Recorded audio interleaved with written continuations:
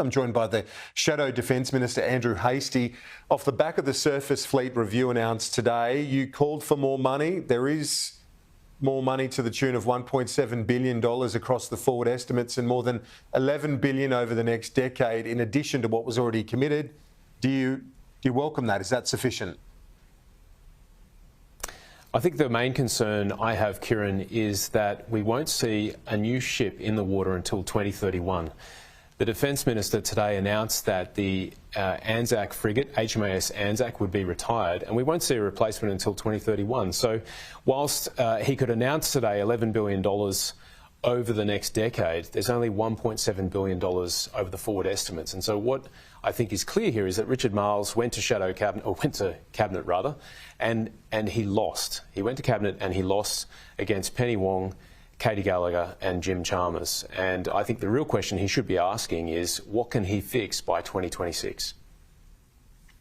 Is there any chance, though, of getting a frigate sooner? He's talking about later this decade for the arrival of those frigates to be procured overseas, off the shelf.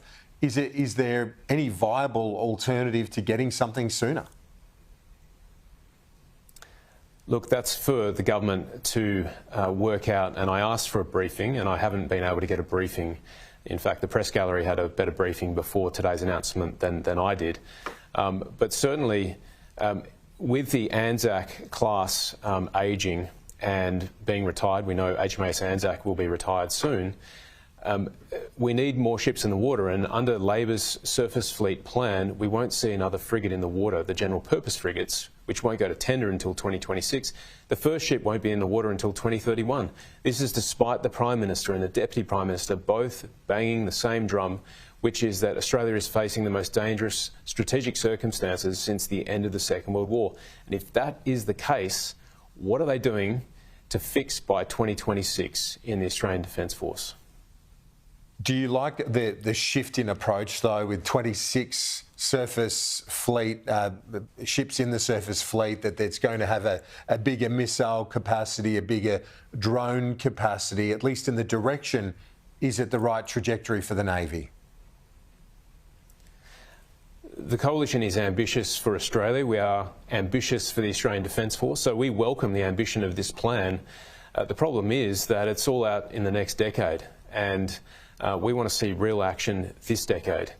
And I think that's the problem with this Labor government. They're not serious about national security. Ever since the Defence Strategic Review was handed down last year, Kieran, and I did an interview with the same day, we've seen no new money, we've seen cuts to capability, and we've seen inflation eating into the defence budget. So this $1.7 billion over the forward estimates is a drop in the ocean, really.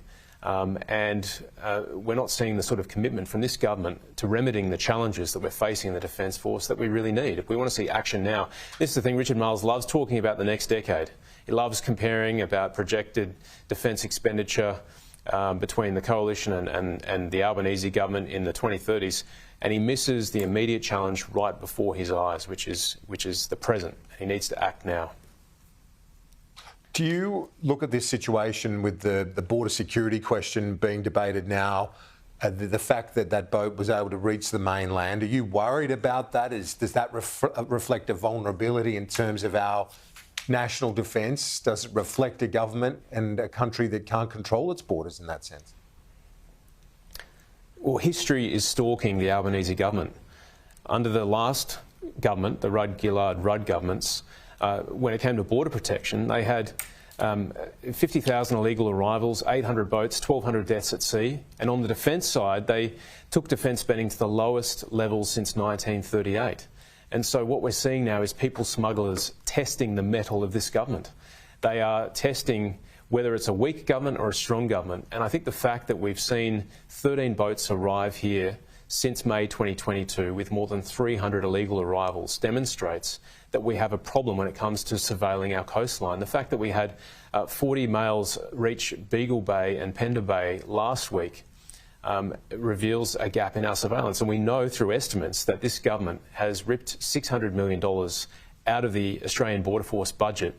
And even the Australian Border Force Commissioner said himself that his force is stretched thin. So this is a problem. I think this is a weak government and they're not serious about national security.